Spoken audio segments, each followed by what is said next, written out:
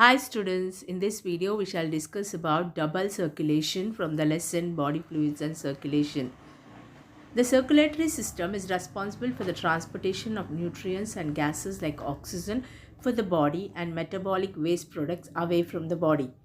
The heart and the lungs play an important role in circulating and purification of blood throughout the body.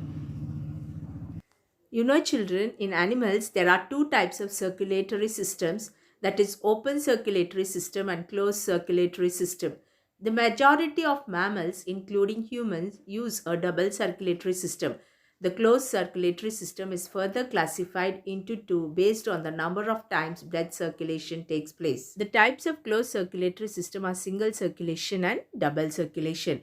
In a single circulatory system, the blood will pass through the heart to gills. Then after purification, blood will be distributed to different parts of the body.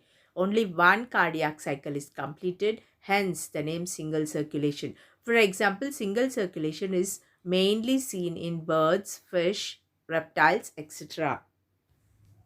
The heart is the key organ for blood circulation, and the double circulation is an efficient way of circulation as it provides an effective way of circulation.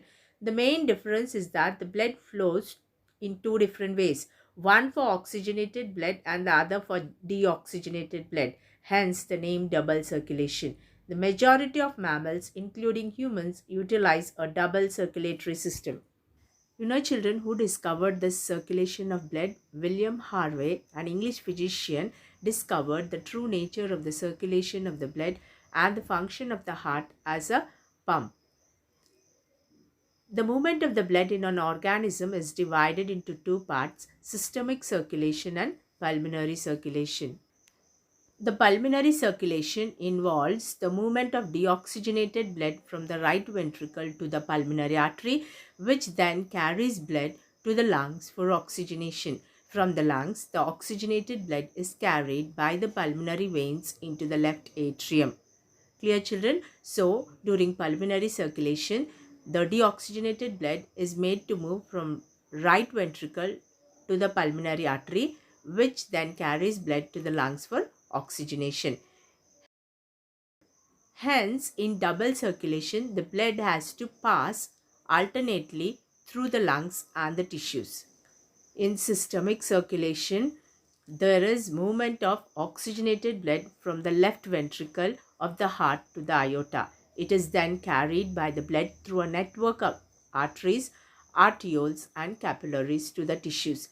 Then from the tissues, the deoxygenated blood is collected by the venules, veins and vena cava and is emptied into the left auricle.